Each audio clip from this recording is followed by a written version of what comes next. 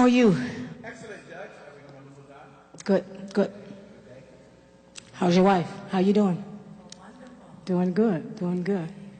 So we have some interesting cases here today. And we're going to see. Is it really? Yeah. I think you're going to enjoy today. Okay, okay. Wonderful time, okay. All right, who is our first? Well, Mary, who is Judge Juanita, we have a single young lady here, age 40. Her name is Sister Glass. She would like to know, how do you balance your relationship with God and with your husband when you get married? She likes to know why, how she can do this. Is she coming up here? Is she here? Her name? Tava Glass. Is Tava here? Tava Glass, are you here? Okay, we will pass her case up until she is present. Until she arrives. Okay, moving right along, we have Sister Ellen. She said she has been married and been in a bad marriage and have done all that she believes that she can do to keep it together. She doesn't want to stop trying, but she said her spouse has frustrated the grace of God in her, and she doesn't know what to do. Is she here? Is she here? What's her name? Ellen? Ellen? Ellen? Ellen? Do we have an Ellen? This is not Ellen. No, we don't want you. You're This not is Ellen. who? That was the first young lady. That's This is Tava? Tava Glass. Are you Tava? Yes. Tavana. Okay, step to the I'm so microphone, honey. And she wants to know again, how do you balance your relationship with God and with your husband when you get married? Okay, you ask in your own words. Well, I have a personal relationship with the Lord, and I really love him, and I'm doing the threshing floor and everything, and I'm with him in the morning, and I'm still teaching when I get home, spend time with him when I'm at home, and I enjoy being with him, and it's just like when you get married, and I'm 40, so I've never been married, and I've never had children, and I'm on this consecration with the Lord for a year. So after this consecration, it's going to be a lifestyle for me. So I just want to know, when I get married, I continue to be with the Lord without rejecting him. Okay, well, you kind of sound like you don't want to be married. I mean, the Lord is all that to you. You sound like you don't want no man. all that, I really do. Okay, let's back it up. Yes. You. Get ready. Well, first of all, let me say this to you. You're asking a question of how do you balance it out. First of all, though people write books about marriage, marriage is really a thumbprint. Everybody has their own. You cannot duplicate somebody else's marriage. What may work for the people down the street doesn't work for you. Give you a perfect example. Most women, that are married in the traditional homes, they cook and they clean and they go to work from 9 to 5, and some of them are stay-home moms. They wash clothes, they make beds, all of that. Juanita Bynum don't do none of that. She preach, pray, and prophesy and take care of her man. Okay? So it doesn't work for everybody. The remedy, and this, my husband and I found our thumbprint. And people say, you ought to cook for that man, and fine and good, but, how do you do that when you travel all over the world and God has called you to be a prophet to the nations? Why do I say that? Because first of all, God had to find me somebody that could accommodate my future and where I'm going. Mm-hmm. Yeah. You cannot marry for who the person is right now. You have to be clear on the fact that they understand your spiritual destiny. That's number one. Number two, where you're concerned, when you ask, well, how do I balance it out? I personally don't believe that there is a how-to balance it out. Marriage has a way of balancing you out. That's right. Yeah, you will know when it's time to get up off your knees. Right. Because you won't have a man if you don't. Amen. Am I right, George? That's exactly right. Because first of all, you can preach, pray, prophesy, and I'm just one that absolutely, positively adores the Lord. But what the Lord does is called this little thing called falling in love. And when you find a person that you fall in love with, if you really understand the concept of the true love of God, and you understand how love works because you've been in a relationship with the Lord and you've experienced the Lord loving you, so you know what it feels like to be loved.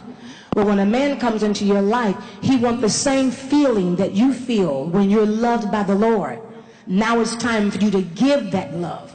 And so in the spirit realm and in your spiritual walk with God, the Lord, I mean, it'll just be a natural attraction because of this. If you marry a man of God, it becomes aligned with the love that you have for the Lord. Do you understand what I'm saying? It ain't like, oh, I love you, Lord, and oh, I love you, honey. Right. It's I love you, Lord, and I love you, honey. It's the same line. It's in the same line. And you know when the Lord needs you to get in his presence, and you will know when your husband needs for you to get into his presence, because they sit inside of the same line. What causes it to be competition to the point that you got to figure out when is the time and if I'm more balanced. When you marry out of the will of God and you marry somebody that you are unequally yoked to, then you got to figure out how to please the flesh as well as please God. When you marry a man that the Lord has brought into your life, it's a natural alignment, and loving him is like loving God. That's why Sarah messed around and called Abraham Lord. Yeah, that's right. Marriage is going to be a beautiful thing. Marriage is an interesting thing, because we're not going to play talking about all this TV stuff. And marriage is just so beautiful. It is so wonderful. Marriage is work, and it's what you put into it. Judge. That's right. Thank you so much. We want to cancel that lie right now, don't we? It's so beautiful, it's just so wonderful, just so, oh God. Until reality sets in, huh? That's right. Marriage is like a piece of mail that you get in the mail, you know? It is. Until you open it up, you discover what it's all about. Yeah, that's right. That's right. It's that walk of faith, huh, Judge, maybe? They say we walk by faith and not by sight. It becomes a reality when you get married.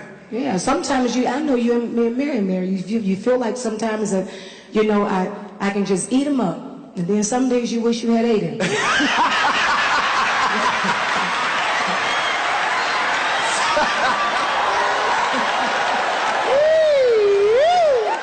That's right. Those are some days. True, so true. Those are some days. Who do we have next, Mary? Next we have Isaac and Catherine Black. Are they here? Isaac and Catherine Black. Black. They are here. Judge, they are here. They are here.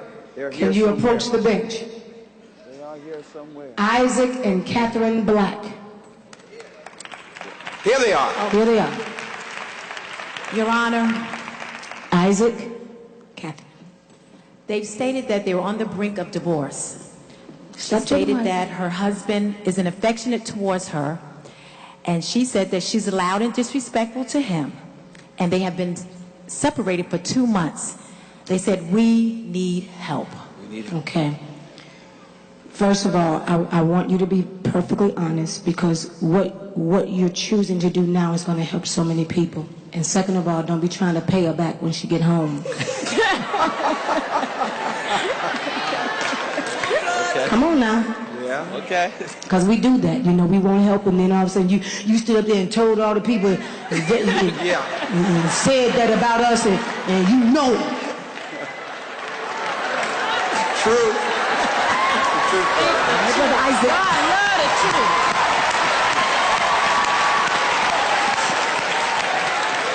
truth. So I rebuke the spirit of backlash.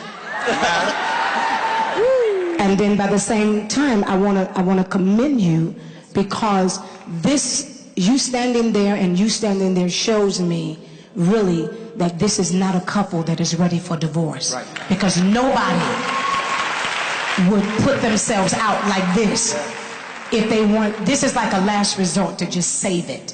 And so I appreciate you. Okay, so we're gonna start. Let's start with you, because I don't want you to accuse me of being unfair, and she just let her go first, and then by the time the people hear her side, they didn't want to hear my side. So we're gonna let you. Ladies first. No, I'm the judge. He's the judge. say who go first. Okay, go ahead. I'm sorry, Your Honor. Go ahead. She is disrespectful a lot of times. She don't respect me. Put the mic up to your mouth, because I won't. She is disrespectful a lot of times. She don't respect me as a businessman, as a young man walking into the ministry. She don't support me. When I go home, it seems like I'm walking on eggshells, and I'm tired. Okay. She doesn't support you. Take the mic off the handle, because I really want the audience to hear what you say. Okay, she doesn't respect you as a businessman. She doesn't respect you, your ministry. She doesn't respect you as a man. And she don't respect me as a father either. She doesn't respect you as a father. Okay. As a parent. Nope. I don't. Take the microphone. Okay. He's right in a lot of aspects. I do respect him as far as his ministry. I do respect that. And as far as a businessman, I can only respect him so much because I helped him build that business. And now that the business is all good, he did it. It's his business. Okay, let me ask you something. Let me ask you this question. So, when you first started out, did she help you build a business? Yes. Okay, she helped you build a business. Yes. And the business is succeeding now. Yes, ma'am. Okay. Why does she have a claim that you feel now that the business is yours? It's not that. She feel I should pay her weekly. I pay all the bills. I pay all the bills. She don't have to want for nothing. She don't work. Okay. Well, can I ask you something? Well, first of all, let me make this clear. Paying the bills is your reasonable service, so you're not doing her a favor. Let's get that straight right there. That came with, will you marry me? Whether she ever helped you build anything. And that's the first thing. Because I think that what has happened in our society is we're losing the concept of what it means and the honor. The honor, it's like you find that some men take away from the honor of being a provider for a wife and a provider for a household. So first of all, that is an honor for you to be able to do that. If she never helps you do anything, that's what put a badge on your chest as a man. Because I want to say this, you came and got her. And if she helped you build a business, that says to me, if she can help you build one, she could have built one by herself.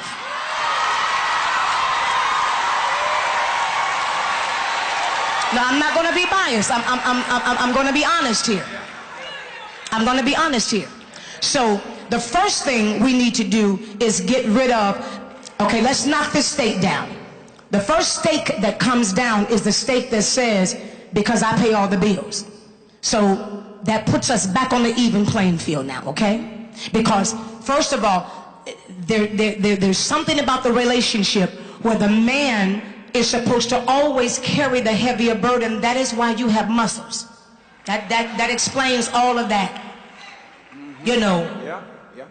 That's why you have biceps and triceps, and that's why you walk with a limp and a hump and all of that. Do you understand what I'm saying? Because that says to the wife, it's almost like the damsel in distress and the hero. You know, you come and you marry her and you promise to protect her and to cover her. And if you are walking down the street in the middle of the night and you saw some people coming towards you, you would give your life, you would jump in front of her. And so the honor that she gets and feels is that my husband will die for me. He will protect me at any cost. If anything I need, he got it. Right. Now, if she don't feel that, then that's going to cause the first level of disrespect. That's right. That's because the first thing she's feeling is that you don't care about her enough for you to lose. Wow. See, this is what I was raised on, and maybe I missed it, George. Wow. Because I was raised that men take off their jackets. If the restaurant is cold, they freeze. Absolutely. That's right. That's absolutely the way we I was do it. raised like that. Now maybe I was wrong, Mary. You're right, Judge. I was raised that, you know, the man opened up the car door. Exactly. Yes, I was raised, and I saw this happen in my mother and father's house. When the food got low and there was a couple of pieces of chicken, my mother would say, this is what we have, and my father would say, you give that to you and the kids, and I'll just eat the string beans. That's right. That's right. Absolutely. And so, son, the concept of that is that what you're missing is you forgot to build a hero to her. You forgot that part. Okay, so you say you build the business and you take care of all the bills. Okay, that's good. But I got to ask you something. So besides building the business and besides taking care of all the kids and taking care of the house, what else do you do for your wife?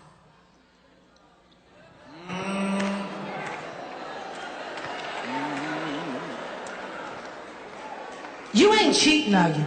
No. Okay. No, ma'am. I try to do it. You can ask her everything she asks me to do. I try to be more involved with my kids, my children, but she wants the final say. Okay. She wants the final say about everything. Okay, so he says you want the final say, and I do sense and perceive that you too strong sometimes. I am. I can sense that. Okay, so the fact that you do admit it, but I will say this, that some of your strength is coming out of the fact that you feel like you don't have the fringe benefits of helping him build the business. So now you just done got all cocky and belligerent and just don't care because I don't have anything. I spent almost 10 years with this man, and I walked away and had to stay in a motel while he stayed in our home, living comfortably. Because first of all, let me tell you how crazy you was, because I wouldn't have went nowhere. Now that's number one. If we ain't gonna make it, you gonna be upstairs and we gonna be downstairs, but I'm gonna stay here. I ain't getting out no house. Amen. Not no house I done help you build. Come on now, y'all. Ain't nobody moving now. I moved. Just don't talk to me while I'm here. I needed peace. But we ain't leaving no house. Okay. I needed peace. Okay. I needed peace because I'll snap and Put the microphone up to your mouth. You said, I would have snapped But in the middle of the know, night, and it's you better said- for me to leave than to go to the penitentiary. And they give me okay, somewhere but let to me take ask you free. this. You said you would rather leave than go to the penitentiary, but did you go to prayer? No, I didn't. Did you go to prayer? No, I Yes. You could not have. No, I went to prayer when she left. I went to prayer. You wouldn't I be went to here. prayer before then. No. I didn't go to Lord, prayer with her. you see how she treat me, and God, you know I can't take no more. And Lord, you know what I'm going through. That ain't going to prayer. Going to prayer is, God, we messed up, and I know I'm a mess too. And whatever I've done to hurt my wife, I need you to fix this, and I need you to fix it in a hurry. And God, whatever you got to break out of my spirit, you break it out of my spirit. And God, whatever I got to give up, I'll give it up. Father, I'll take the low road. God, break me. God, it ain't even about my wife. It's about me, because I'm the head of the household, and you made me the watchman on the wall. So God, break me today, and help my wife to love me the way she used to love me. That's prayer. That's prayer. That's prayer, Judge. Yeah. Put the microphone up to your mouth and tell the audience what you just said. I didn't pray. I like his honesty, Judge. I like his honesty. Because I like his honesty. when I asked you if you prayed, because the way this marriage is going to survive is both of you all have to get in prayer about you and not get in prayer about him. Because first of all, you save and you love the Lord. You save and you love the Lord. And this is what you say all the time: Jesus, I love you. Jesus. But why is it that we will watch him go to the cross and down the cross and suffer? And when it comes down to you, and I'm gonna tell you what happened, you trying to change your marriage, and you trying to change him, and you trying to make him when you're the person that's supposed to be birthing your marriage out in prayer. Let me tell you something. Do you know God can talk? Yes.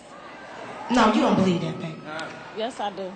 You don't believe it. You don't believe that. You don't believe that God can. Because if you really believe that God really heard your prayers and he talked, then you won't have to do this. Because you can go in prayer, and I'm a witness. Let me tell you this little story that happened to me and my husband one time. One time, this was our first year of marriage, and we was, you know, just had a heated fellowship. And I really felt like my husband was wrong. And I said, God, I got on my knees and I said, Father, whatever I did to provoke him, if I did anything to provoke that, then I want you to forgive me. I said, but Father, I feel that he was wrong. And I said, and if in fact you hear me, because my husband at the time, he was down at the church, and he was going to stay at church all night. And I said, send my husband home. It wasn't 15 minutes, George. I heard click, click, click, click, click. My husband came in the room. You remember that, honey? 16th Street. He came in the apartment. I was laying down, lights out. He sat on the side of the bed, and he started scratching. He was just scratching. I said, the Holy Ghost, tearing him up. He was scratching.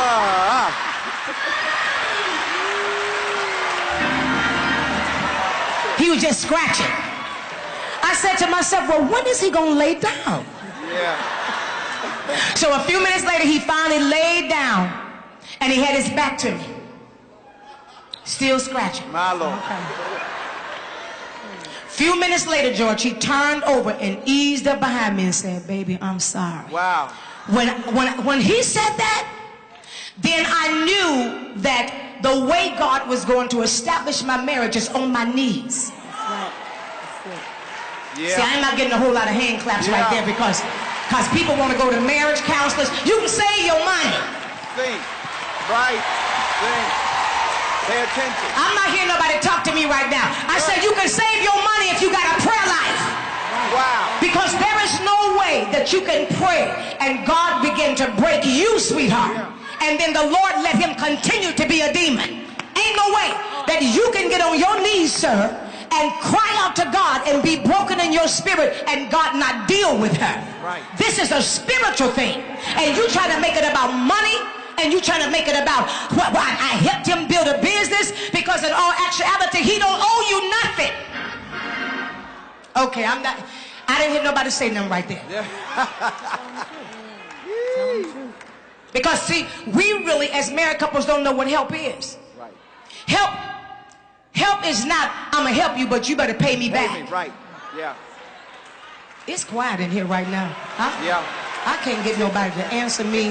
No, where's the audience at? Everybody done left.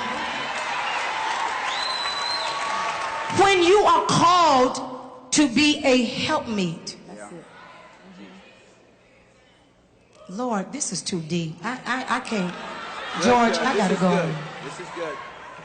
Go there. When you call to be a helpmeet, sweetheart, please let me help. And the reason why I can sit here and tell you that, because I've been there. When you call to help somebody, you're helping him build a business because you love him so much that you want him to be the biggest and the greatest thing he can possibly. And that is your paycheck.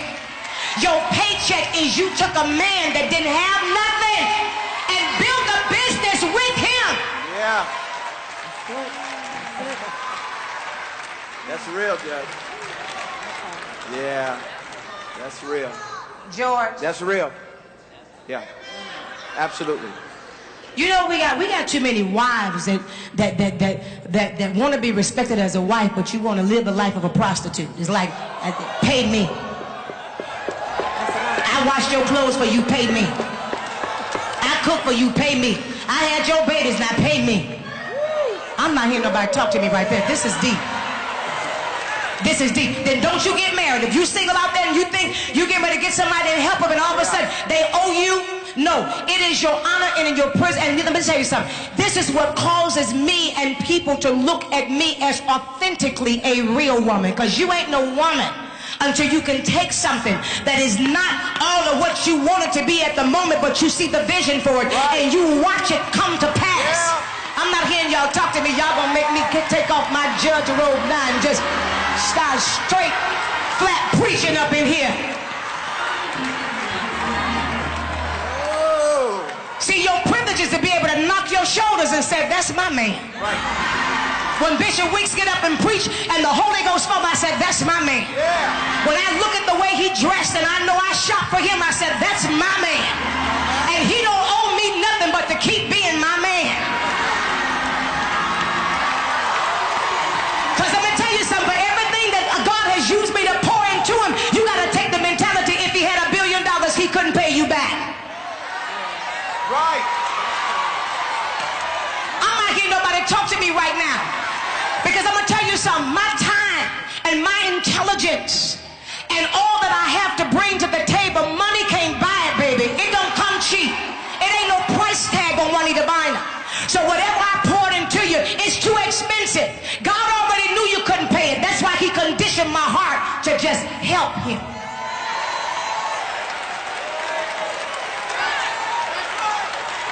Help me. That's good, man. Judge, that's good. That's the truth. I think that's called the pure truth. Pure truth. Can I tell you something? If he don't treat you right, he the fool. If he don't see what you brought to the table, you know what? The other night when my husband stood up here and he started talking to me and he turned around to me and he started telling me how much he loved me, how much he appreciated me, and he started thanking me. You know what? The reason why I broke down and started crying, because that's all I want. All I want is to know that you appreciate what I've done. I don't want no money. You're the man. I don't think y'all hear what I'm talking about. I'm my own woman. When he met me, I had houses. So did I. I had a bank account. I'm not hearing nobody talk to me. Y'all can play yourself if y'all want to. You understand what I'm saying? Do you understand what I'm saying? I could buy anything I want. Right. I didn't marry a man because I needed his money. I married him because I needed his love and his companionship. Right. That's right. And me and Bishop Weeks ain't got no problem as long as he give me that. I don't want his money. I don't want him to make millions so he can give it to me. I got my own money. That's what's wrong with some of y'all chicks out there right now. Chick. Call them You waiting on somebody to take care of you. Come with your own money. Come with your own money so you can come into marriage looking for what you're supposed to be coming into marriage looking for. And not money and a paycheck and a dress and Gucci shoes and Chanel bags. Who am I talking to? Get your weave and nails done. Come into marriage looking to love a man and help him go to his next level. Because that's what marriage is all about. I got it. So if you can just take it from me,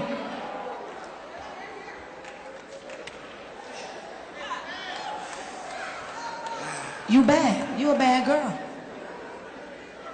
You a bad girl, and you sitting there letting the devil take you to a lesser level. You a bad girl.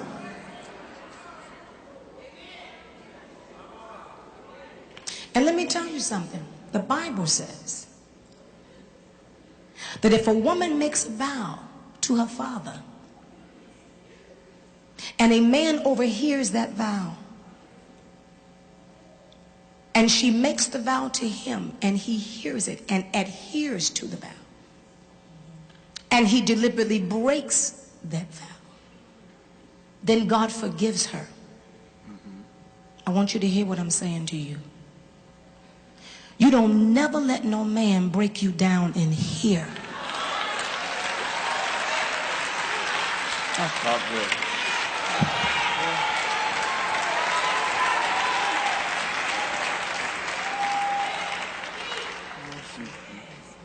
And you done got all crazy and then forgot your purpose. That's right.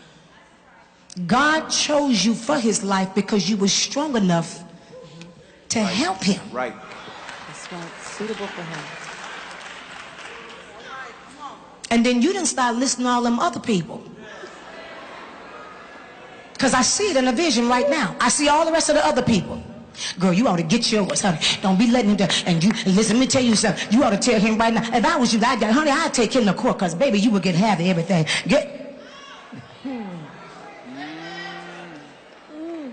And half of the people that's telling you that either ain't got no man or they relationship toe up themselves. That's right.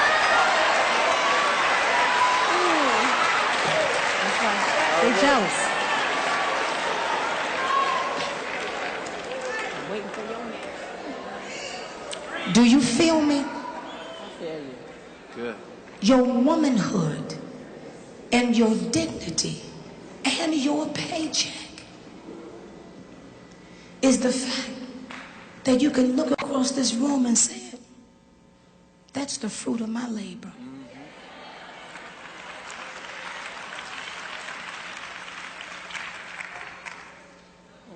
And before I let the devil tear up my marriage because I love him, are you feeling what I'm getting ready to tell you? Baby, I'll start my own business.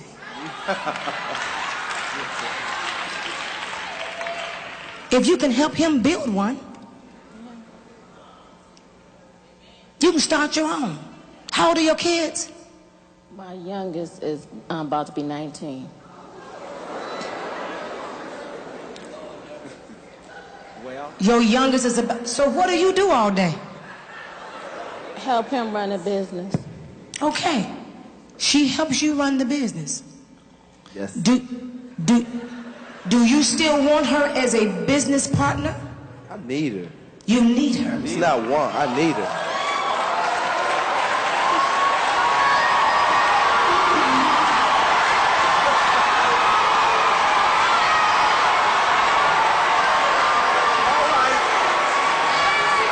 look at Saul, look.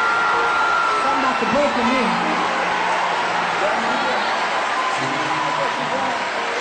It's done.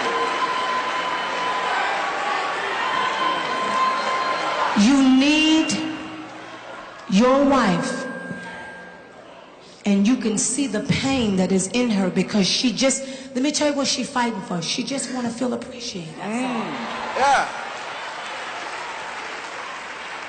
Is that too much to ask? No, ma'am. Do you see yourself in this? What? My husband would take the shirt off his back in below zero weather and give it to me. He would give me anything. Let me share something with you. And I'm gonna close this session. I make a lot of money. I got records, I got books, I got all of that. But when I get ready to leave and go on the road in the airport, my husband, 99% of the time, he gets up before I leave, and he know I'm leaving that day. But when I get up, there's $400, $500, $100 bills on my nightstand. And he takes my rings and set them on top of the money. I got my own money. I got my cash cards. I can buy whatever I want. But my husband said this to me: when you in the airport getting your coffee, I want you to know you still got a man taking care of you. Sing! He's the man. He's the man. He said, baby, it's your magazine money. So when I'm sitting on the plane looking at my magazines, my husband bought me the magazines. What is a $2 magazine, and what is a $3 cup of coffee, and what is a $5.49 salad? It ain't nothing, but my husband bought it for me. Yeah. And there was a time when I walked through the airport with a pocket full of money, but nobody to love me.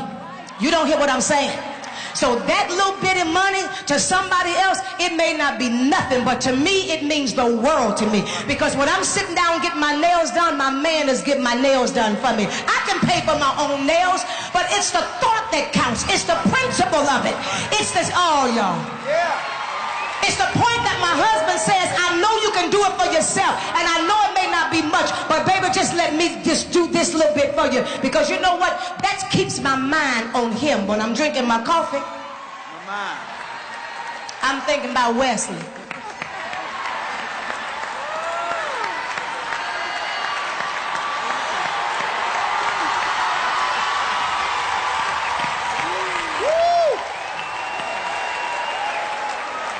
My God. You understand what I'm saying, George? Absolutely.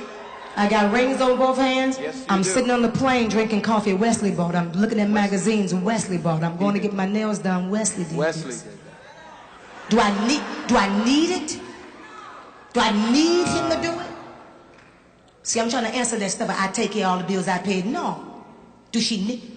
But just to say, he thought about me. Yeah.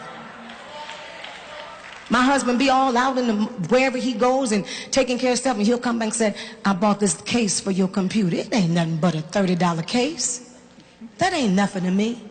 But he thought about me.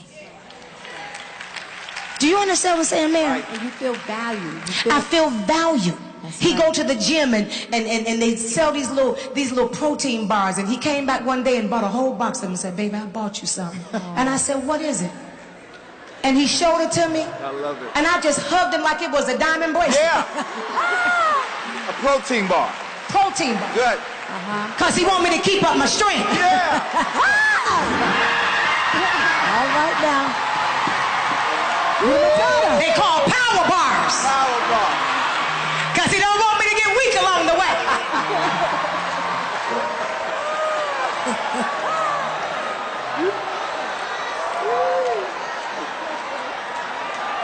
Just thinking about you. This is the plaintiff. This is a defendant. My judgment is for the plaintiff.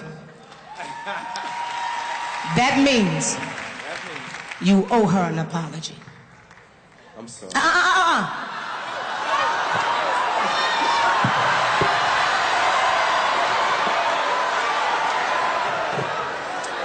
Get your tail over there. Come on, man. Come on, come on, come on. Yeah. Yeah. Yeah.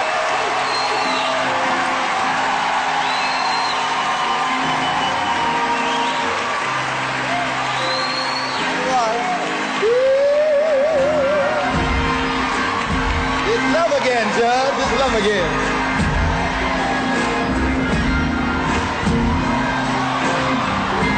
Love again.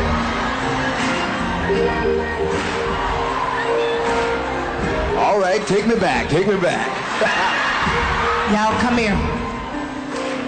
That's all she wants. All that mouthing off and disrespecting you and getting loud is just because she feels unappreciated. Every week, do something for your wife. Every single week. Because you love her and I can see it. And I'm going to tell you something else prophetically I know. Don't be listening to your boys and make them play you. Because they'll play you like that. Man, you ought to put her in check. You ought to tell her to shut up. Man, you the man. You don't be letting her, when I tell you what, you know, and then here you go.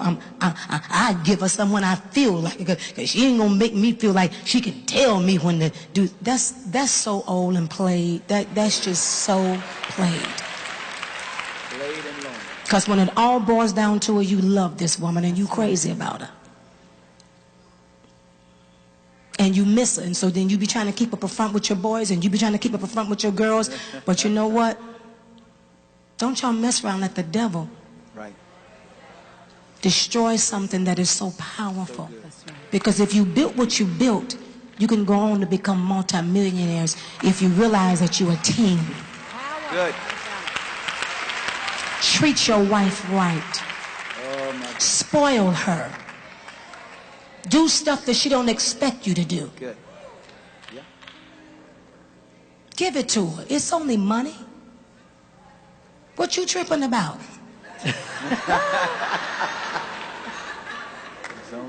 You gonna get it again. Buy her some flowers. Do something for her every week. Because it ain't the pay that you should look for. It's the honor, and it's the respect, and it's the fact that you see what your travail and what your womb is producing. That is your pay, and don't expect anything else. And anything above that is fringe benefits. I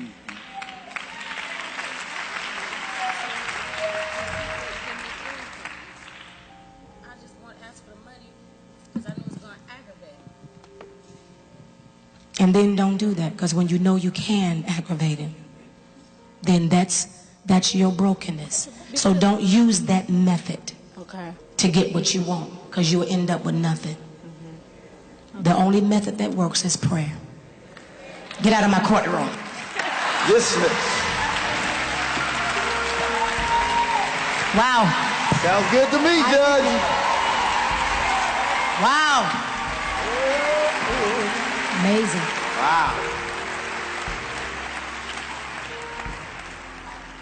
Praise God, Judge. I think you saved another one. I think you saved another. George, what you think? I think it makes sense. You know, I think he's now has to, you know, I think somewhere in the Bible it talks about in the beginning going back to dominion and authority and power and going back to that Adam and Eve situation. And he's got to create that garden for her and just make sure that she feels, because she, you know, they're hooked up together, they're connected together, and she has to feel that she's a part of what he is. Right. And I think it's so powerful that, you know, what you instructed him to do something for her. That makes her feel again, I'm a part of you. And you know, you hit it, you know. She's feeling like he's thrown her to the side. That's right. And not honoring her and loving her and caring for her and creating that garden for her. That's right. So I think it's going to be restored. I think it's going to be some good days ahead for them. That's right. I really believe that. I really believe that. Did that help anybody? Oh, yeah. So women, when you help a man, what does he owe you? Right now. Some of y'all still look at me like, Easy for you to say. that's what you say. And I be done burnt that whole house down. They be calling the police on me. Don't ever leave your house. I know. Don't do that. Don't leave your house. Don't do the leave the house thing. No, you got to go before I go. That's right. I ain't going nowhere. And he coming back because he know he got a good thing at home. That's right. Don't y'all be going nowhere. Stop, tell your husband, I'm going to stay here. All right, husband and wives, I know y'all in here. I'm not saying you got a marriage problem, but just say, I'm going to stay here. I'm not going nowhere. That's right. That's right. That's right. You need to establish that. That's right. Some of y'all scared. They scared, Juanita. Okay, they scared. They are. I ain't scared. Who we have next, man? Next, we have Curleen and Pierre Sterling. Where you at? Where you at? Where you at? The Sterlings, would you please? The Sterlings. Where are the Sterlings? Pierre? Here they come.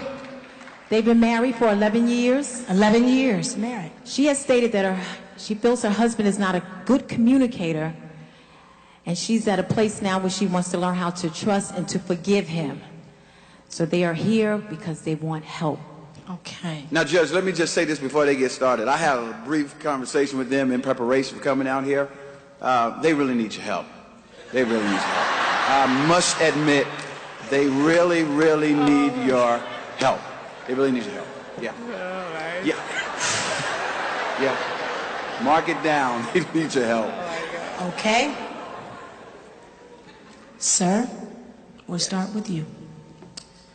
My name is Pierre, and this is my beautiful wife, Curleen. And she's a blessing to me through God. I'm a PK, but you know, for the church thing, you know what I'm saying? You're in the church, but not in the church. And God sent her, and she has a mission and rescue my soul. I should have been gone somewhere and just never come back. And I want to thank God for that, because she's an inspiration, however. Here comes the however. Yeah, however, from the spiritual side of the relationship, I think what's really kills everything, I will start by myself to say that I'm guilty. We had some problems, you know, Of course, the tongue will bite, the teeth will bite the tongue sometimes, but we'll get back together. However, that day I decided to go to my mother. Oh my God, what a mistake. And of course, you go to your mom's house and say, son, what's going on? And then if you make that mistake to say one word, that's it, it's over. I learned the hard way, try to share something with mom, and in return you think that could be some counseling, but guess what? I just feel some gasoline on the fire. Yeah. And I kind of blew everything up, and that really struck my wife. It's been since '97, ever since. Okay. And it's kind of a grudge, and I think, like I was talking to my brother in the back, sometimes sorry doesn't really heal things. It takes more than sorry. Right. Certain bridge will be burning breaks, and it's somewhat unrepairable. So God can do something. Of course, my wife, she's a tough woman. I gotta give her that. And I don't know what to do, what to say to gain my wife's trust. Trust in a way of letting her know that, she's everything to me. She's everything that I ever had that's so precious in my life. And then she gave me beautiful children. We did have some issues, but once in a while, if there's something going on, and that will go back to square one, and you know how that goes from there. Right. And those scars, they stays in our heart, and it's hard to release, and I'm guilty of that as well. So your mother. Yeah. Okay. Go ahead. That's your mama. That's not the only one time he went to his mother. All the time. Recently? Yes. He left me and the kids for 10 days. Mm-hmm. Went to his mother. Mm-hmm. Okay. And now me and his mother, we're not talking. And my kids can go to their house. And I loved her. I was looking for a mother. Because I lost mine. And I just can't forgive him for that. Okay.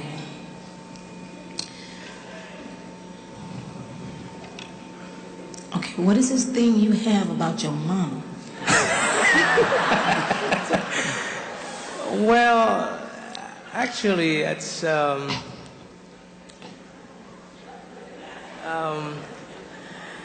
mom and I mean, I was back home, in the Caribbean, and she was right here, and it's not like, like a real bond relationship. I think the fact that she's the only person nearby that I can talk to. I'm not the person that goes out with friends, and I just go to work, come back home, and that's the way it works. But I think I chose the wrong shoulder, and No, you didn't. Because when you said you chose the wrong shoulder, you sound like it's something that you did once in 1997. No, not necessarily. And this is something that she feels that you do. You choose the wrong shoulder every time. Well, I would admit that the last time that happened, we had a major argument. Not to go to details, but anyway, and I thought it was going to be the end of it, the way it started, and we were kind of separated for 10 days on her way and my way, and that was a day I knew that God had given me the last warning, and they said, you know what, kid, this is it, you messed that up, this is over. And I remember my wife, a court date. I went there, and the night before, this is not a joke, and I had a vision. Oh, by the way, she is a woman of vision. She will predict things, and it will happen. That's scary, and you want to be careful with that. And I believe one day she woke me up. She had a vision for your husband. I know Juanita, the name Bynum.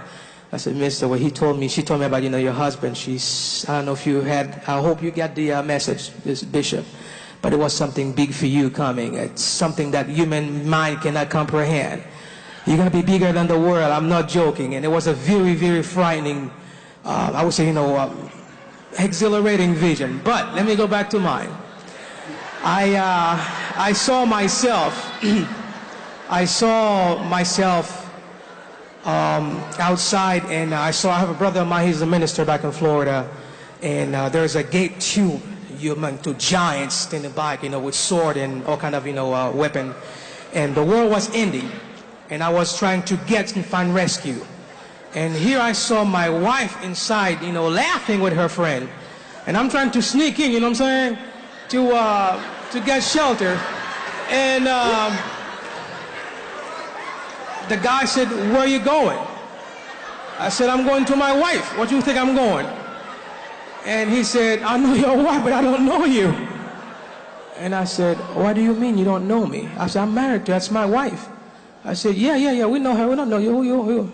I said, I told my name, and there's a guy looking at me, and then I started to cry. The guy said to me, "What's the password to get in?"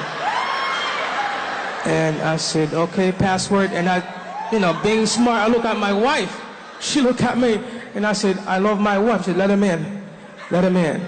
And can I ask you something? Yes. Can I ask you something? Yeah. First of all, the scripture said that a man should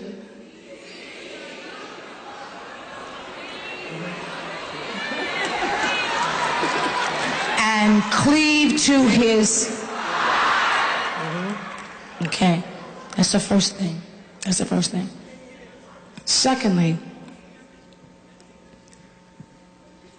your wife should not ever have to compete for the attention and the security and the support and the trust with your mother. I'm just 150% positive that you love your mother.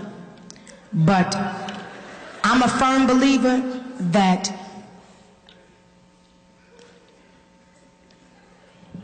and I believe this, that 80%, I believe this, of marriages that are in Christian and they have problems is because of nosy saints and in-laws. Yeah, that's true. That's definitely. I love my mother. I love my father. He loved his mother. He loved his father. But our marriage did not turn around until we put everybody out of it. Amen. Yes. Amen. Because first of all, the way you build a relationship is getting to know and to confide in your wife, because whatever problem you're having, you shouldn't go and tell your mama, because the person that you having the problem with is right here. And when you get through talking about it with your mother can't change her. The only person that can change her is God, and through communication with her coming from you. And see, all of that is fine and good, because I know y'all West Indian people, my wife is a beautiful woman, my wife is special, and she's from God, and she's precious, she's God's gift, she saved my life. But you keep running to your mother. My wife she is everything to me, but you keep running to your mother. My wife is beautiful, and I don't know what I'd do without her, but you keep running to your mother. I ain't hear nobody talk to me. I just wish I had somebody in this audience because I know you sitting next to your husband, so just play it off, play it off. Play it off. Play it off. Just don't even look in his direction. And you can't have your cake and ice cream and eat it too. Because what it sounds like is you in the valley of decision. Come on. Because she's not your mother. She's your wife. And I'm going to tell you why. Why? One of the reasons why. And I know this by the Holy Ghost. Because she speaks the truth to you in a way that she doesn't pamper the situation. And when that hits you in the face like that, you don't like that. Yeah, I agree. I ain't no lying prophet. And so what happens is she's the person that God has brought in your life to help bring you to another level of maturity, and you still fighting childhood issues. Okay, y'all don't. I'm not giving. I'm going to get off the bench. No, don't get off the bench, sir. Stay right there. I'm going to get off the bench. Stay right there. I'm going to get off the bench now. I'm going to get off the bench because I know what I'm speaking is the truth. And so now there are things that this woman has seen in the spirit that God want to take you to. There's things that the Lord has dealt with here about. You have not even, sir, as I see it in the Holy Ghost, you have not even begun to tap, not even 50% of where you need to be in business, in finances, and as well as spiritual. And that's what she's here to help you to do. But you keep running back to your past. And I want to make an announcement to you. You are not a little boy anymore. You are a man. And your wife is not the enemy. She's your helpmeet. Somebody need to just come on here now. And see, what the Lord does is he doesn't allow you to marry somebody to pamper your situations. Iron sharpeneth iron. The person that you marry ought to be able to be somebody that can look in your face and speak the truth to you and don't care if you get mad, but you know that that's the reason why they love you. They love you for real when they're telling you the truth. I'm not hearing y'all talk to me right here out there. Because we got too many people starting out just what he said today. Oh, my wife is beautiful. My wife is lovely. My wife is... No, honey, you know what? Sometimes you talk too much. You know what, honey? Sometimes you too strong. You know what, baby? You run to your mother too much, and I think you need to grow up. But see, when it comes down to truth, they're there to carve your life out and to help you to get to the best person you can possibly be. She's not your enemy. And see, I'm going to tell you something, and this is what people do, Mary. They do this all the time. Lord, give me somebody to just love you. Give me somebody to just love you, Jesus. Give me somebody to just serve you. I want a man that can love you. I want a woman of God that just prays. I want all that. And then you get that, and the people start seeing stuff, and God start revealing them stuff. Then all of a sudden, you don't want that. You don't want it. Change your mind. You don't want it no more.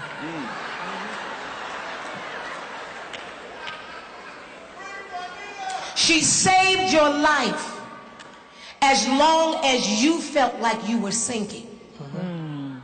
Wow. That's a deep thing right there. Yeah. And now you're in a position where you're sinking worse than you were when she first met you. And she was good enough to come along and save your life then, but now you want to go to your mother. But you know what I don't understand about that? What is that? What is that? Because when it's time to rub and all that, he'll be at his mama's house. Mama. Our hands went up on that one. I ain't getting nobody to talk to me. I ain't getting nobody to talk to me.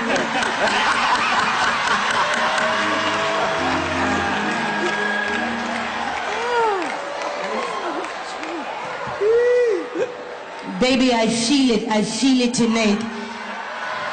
I want some good old West Indian loving. I love you, baby. She ought to look right at you and say, I ain't your mama.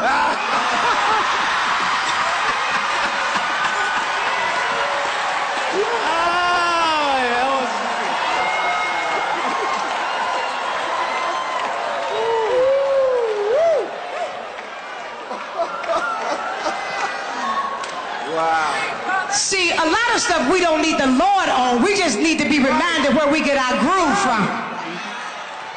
Being so spiritual. Good. See, a lot of times people tell us, Lord, my husband, and I just want you. No, you know what? Listen, it gets to a point. Wesley and I have gotten to this point too. You know, we can be out and stuff can be happening, stuff like that. You know, somebody saying, yes, she did. Said, you know, you get into a little, and no, I didn't say. And then the other person be jumping in, and honey, yes, he. And Wesley can look at me like, and I can look at him like, I know you ain't finna side. Because you got to come to bed. Right. See, y'all, love making got a way of shutting your mouth up. You be like, Wait a minute, gotta think. Change my mind.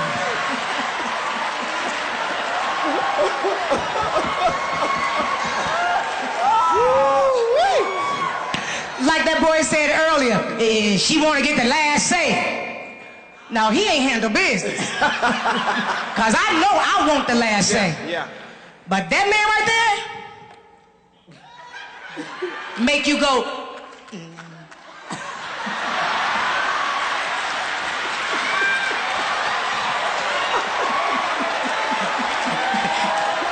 it'll shut you down. Take all your strength away from you. Okay, y'all ain't saying that. Y'all don't want no marriage cinema. Y'all trying to play games. I just want some couples in here to tell the truth. Tell the truth. That's right. Tell the truth, brothers. Amen. She be telling myself, I thought you was going to get my car washed. I thought you was going to get my car washed. Baby, I thought you was going to get my car washed. She ain't got to ask no more.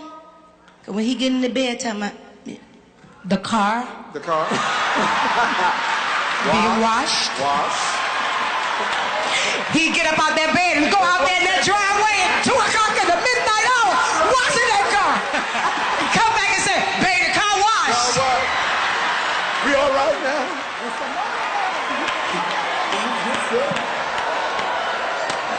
It'll motivate you. Woo! Good God. Let me tell you something. Because love making is the most powerful weapon you have. It is. It is. Yes, Y'all ain't saying that. What? It is. It is. Yes. Y'all ain't. Oh Jesus, I'm gonna leave that alone because then they be selling the tape all over the nation. But it really is. That's your help. And then to you, let me tell you something about scars and forgiveness. He can work 1,000 years. He can buy you all the flowers, all the everything. I'm not talking about the fact that he keeps doing it again. And I know that when he does, it opens up the scars. But the fact remains is that he has to come to the realization that little by little by little by little, he's chipping away, chipping away, chipping away, chipping away, chipping away, chipping away. And he chips and chips and chips and chips until there's nothing left. And so he has to take responsibility for that. But if he turns it around and says, I messed up, and I know I went to my mother, and I know I did this, and I know that it offends you, he will never be able to do anything to heal you, because healing comes from God. I'm not hearing nobody say nothing. Yeah. And so what happened is, honey, people walk in the marriage in the office of penalization. Right. And here the man just doing everything because it ain't gonna never heal, because then that becomes the responsibility of your prayer life, of the challenge of your mind. Because there's times that, the bishop and I have had heated conversations, and we didn't scream and out and threw stuff and all that. And then you be telling me, I'm just hurt. But then when other times come, and we have a heated fellowship, and something happens, and the enemy want to come back and say, and see, and I have to shut that down. Right. And I have to tell the devil this is an isolated incident. Right. And we will not go back and gather information. I have to shut it down, because the enemy will speak to your mind. Oh, he'll do it all the time. Come on, women. Come on, women. And that's when the power and the authority comes in you from the Lord Jesus Christ to tell the devil, you won't mess with my mind. Yeah. And I've already forgiven, and I refuse to let you play games with my head. This is an isolated incident, and if you forgave him, then the challenge is not to throw it in his face and not to make him pay for it. Right. Because what you're asking him to do is something that cannot be done humanistically. He can't reach in your heart and get a scar out. He can buy you 50,000 dozens of roses. He can take you around the world and come back. But as soon as something happens that reminds you of what happened before, it's coming back again. Yes. So y'all can save that money, because that's going to be your prayer life. That's going to be your prayer life, to forgive and challenge your mind. Because how is it that now that we're in a marriage, and y'all, let me just say this, and I have to say it. When we was in the world, you dated guys, and they slapped you upside your head, and they cheated on you and all that, and you in right back with them. Right back. And then people turn around and say, well, the reason why I ain't getting married because people got issues all the time, and I don't want no issues. You got issues being a couple. That's right. You got issues with people that you date. Right. And then they tell myself, well, we just gonna live together. We just gonna shack because, you know what, I don't want no commitment. You still committed. You live with the man. Is you crazy? You coming in the house every day with the same key. Yeah. You can't make him pay for the scars, because if in fact he was the person that caused you to be scarred, and he did it out of ignorance, and he did it out of, his unwillingness to be yielded to the Lord, then here comes the love of the Lord, not the love of the world. Because the love of the world says, make him pay for everything he ever done. And every time you want something, he better buy it. And every time you look like you want to go somewhere, he better get it. If you come home and say, I want a car, he better tell me I can have it. That's the love of the world. The love of God says, I forgive you, because at the time that you did it, you were being taken over by a spirit. And I want you to declare today that it wasn't your husband. The enemy did this. Jesus. And the enemy did it because of the gifts and the calling that is on your life. He did it because of the anointing and you having the ability to see visions, and what the devil wanted to do, because you're a strong woman, and the world and nobody in the world has ever been able to crush that gift out of you and stop you from flowing in the ministry that God has given you. So the enemy will use the closest thing to you, and that's why he used him. And it wasn't even about the marriage. It was to shut down the power of God and the power of prayer in your life. It ain't even about what y'all fussing in. It ain't even about his mama. It's bigger than his mama. It's about the call that's on your life. And the devil knows that if he can stop you from praying, then you are the person that's going to break generational curses off of your children. You are the person that's going to break generational curses from your family and from his family. Are you all hearing me tonight? Yes. The Lord allowed you to get hooked up with him to break every generational curse and start a new bloodline. So the warfare that's coming against you is not about the marriage. It's not about your husband. It's about what you carrying in your belly. And you better tell the devil he's a liar. And you better take back what the enemy is trying to take from you, and decree it today that no weapon that's formed against me, my marriage, my children shall ever be able to prosper. Amen. That is the word of the Lord for you. My judgment for the plaintiff. Thank you. Thank you, Mother. Thank you, ladies and gentlemen. You may step down. You may step down. You may step down. What you got to do right there? What you got to do? Oh, yeah. Oh, y'all better give God a hand in this place. Come on.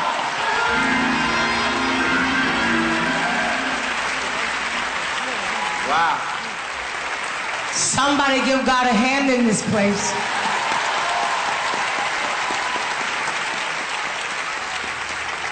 Oh, yeah. Sweetheart, honey, it is the prayers. It is because the enemy knows that you are a seer. And so the weapon that he's thrown against you is the only one he can use. Because you've overthrown everything else he's brought to you. And the one that you can't shake is because you're in love with him and you love him. And so when the enemy comes to break you down, he said, I'll break you through your heart. And when you decree to him tonight that it won't work anymore, the devil loses. Because then you don't jump in the battle. And let me tell you a secret weapon tonight. My God. Let him go to his mama. Go on over there as many times as you want to. Tell her whatever you want to tell her. Because in the spirit realm, I'm controlling our destiny.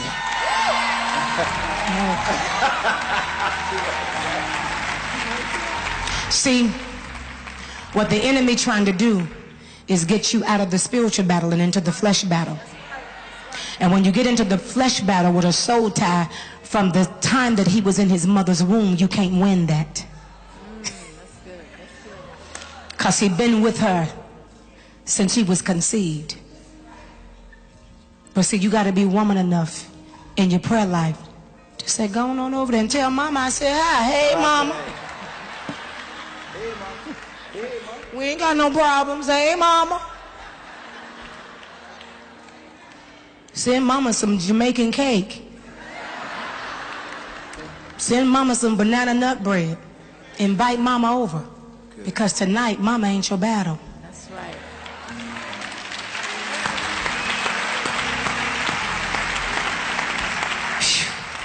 And how do I know that?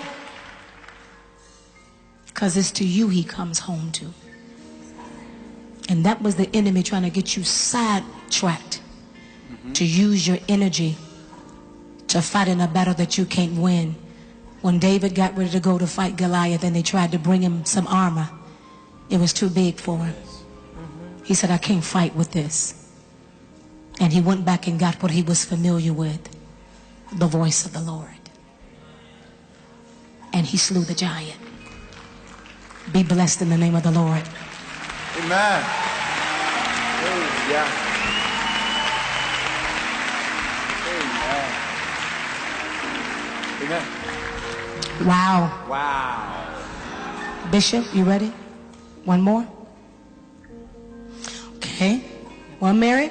Yes, Well, let me ask you guys something. Sure. So, when we talk about marriage, I think what people saw in all of this tonight is that marriage is work. I don't know what they be showing y'all on TV, but marriage is, it's work, and it's a job that you're willing to work because it not only matures you, but it stabilizes you, it validates you. Absolutely. Because it takes a strong person to be married. Marriage ain't for kids. You better be real grown when you talk about marriage. Absolutely. You know, you said something about you don't know what they're watching on TV, and I think that's the problem. We've taken on the world system of marriage, and we're not understanding the kingdom way of marriage. He said faith without works is dead. You gotta put your time in. That's right. You know, there's a scripture that says the harvest is plenty, but the laborers are few. That's right. We like to use that for evangelizing, but I think the principle of that text says to us that if we want something from the marriage, we've got to put something into the marriage. Absolutely. And I watched you tonight, and she didn't get a chance to talk a lot, but I watched you tonight, and I'm telling you, when we were in the back room, I thought they were going to dupe it out. I know. Is that the couple that you came and told me? I think one of them may break out and start fighting.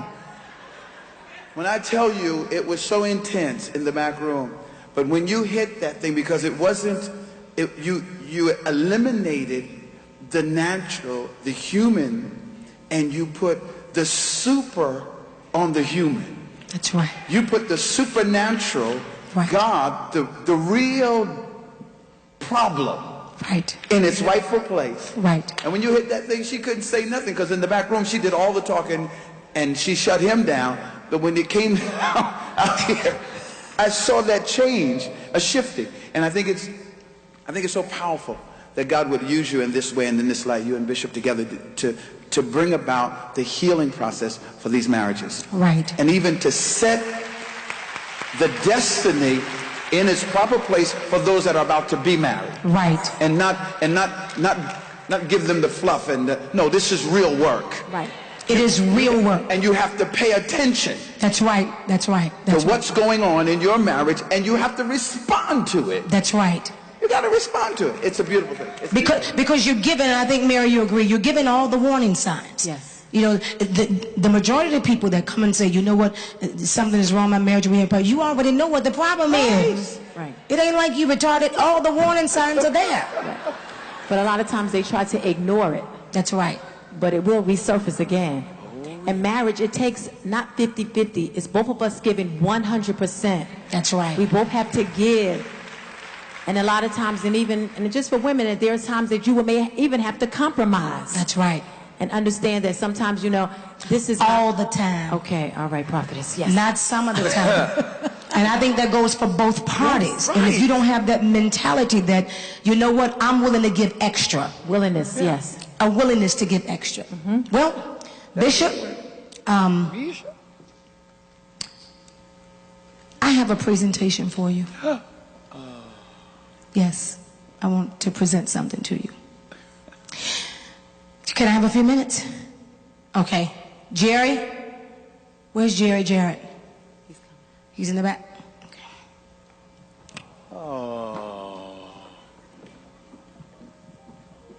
Can I get a chair? Yeah, you can take my You gotta bring it all the way over here, Jerry. Put it right there. Put it right there,